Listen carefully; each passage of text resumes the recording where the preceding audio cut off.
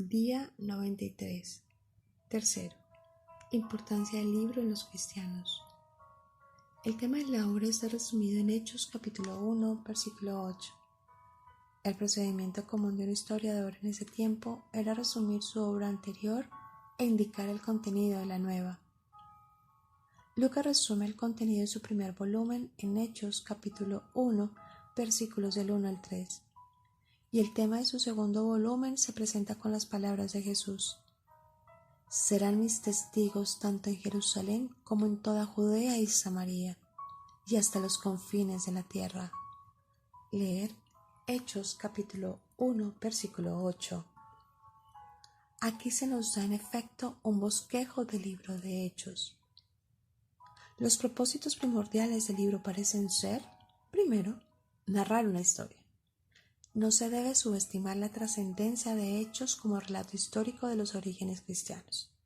Nos da información sobre el establecimiento de la Iglesia, la expansión del Evangelio, el origen de las congregaciones, el patrón apostólico de evangelización y otros temas. Uno de los aspectos singulares del cristianismo es su sólido fundamento histórico. Los 4 evangelios establecen la vida y enseñanzas de Jesucristo, mientras que Hechos nos proporciona un informe sobre los comienzos de la Iglesia. Segundo, presenta una defensa.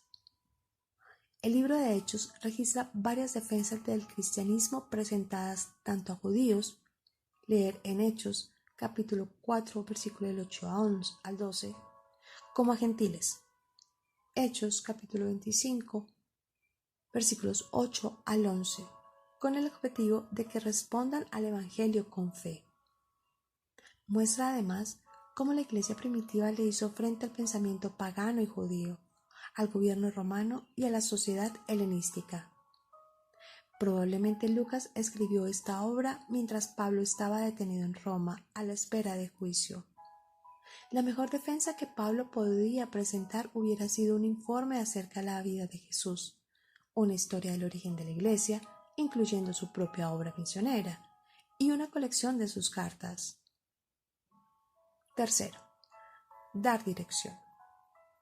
Lucas no tenía manera de saber cuánto tiempo continuaría la Iglesia en este mundo, pero mientras ella siga su curso, el libro de Hechos será uno de los mejores guías.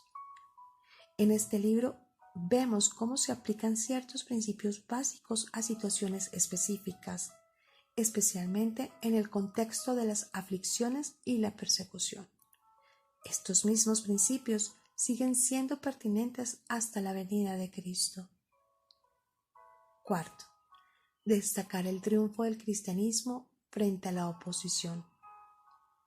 El éxito de la Iglesia al llevar el Evangelio de Jerusalén hasta Roma y en fundar iglesias locales a través de todo el Imperio Romano demostró que la cristiandad no se trataba de una mera obra humana. Dios mismo estaba involucrado en ella. Leer Hechos capítulo 5, versículos 35 al 39. Además de ser hábil historiador y literato, Lucas ha producido una obra eminentemente teológica. A diferencia de Pablo y Marcos, cuya expectativa frente a la pronta venida de Jesucristo deja huellas profundas en el Nuevo Testamento, Lucas prevé un periodo nada corto de misión universal de la Iglesia antes de la parusía, el acontecimiento salvífico, pues abarca no solo la carrera terrestre de Jesús, sino la historia de la Iglesia guiada por el mismo Espíritu. La expansión de la Iglesia está siempre bajo el signo de este espíritu de la profecía, que toma iniciativa en encrucijadas importantes. Por ejemplo, leer en Hechos capítulo 8, versículo 29, capítulo 10, versículo 44, capítulo 11, versículo 16, capítulo 13, versículo 2. Sea para inhibir un plan de acción, leer Hechos capítulo 16, versículo 6. Sea para fomentar otro. Hechos presenta a la primerísima iglesia como un Israel restaurado. Tanto es así que la venida del Espíritu tiene que aguardar la elección de un nuevo apóstol. para que haya 12 líderes exactamente.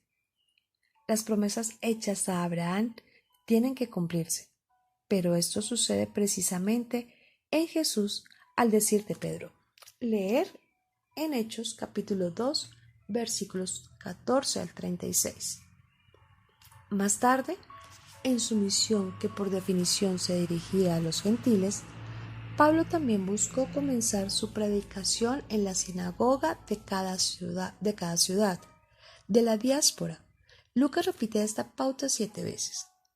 A pesar del rechazo que sufre a manos de la vasta mayoría de los judíos, la Iglesia, producto de esta misión, procura mantener el contacto con la Iglesia Madre en Jerusalén, más apegada a las demandas de la ley, pero la relación se hace tensa. La ofrenda, por ejemplo, ideada por Pablo como pieza central en su plan de misión entre los que no son judíos, es destinada a esta Iglesia Madre y no al templo. Los últimos versículos del libro, leer en Hechos capítulo 28, versículos del 28 al 31, sugieren que el futuro de la fe cristiana no se halla en el conservadurismo de Jerusalén, sino en el Evangelio de la salvación gratuita abrazada por los gentiles. En el libro nos encontramos con no menos de 24 discursos que constituyen un tercio del texto, usados como apología en pro de temas predilectos de Lucas: la afirmación del mundo, la visitación por Dios que invierte los papeles de pobres, ricos, dignos, indignos, enfermos, sanos, la salvación de los insalvables, el progreso del Evangelio como palabra de Dios, la importancia de la conversión y la respuesta de la fe.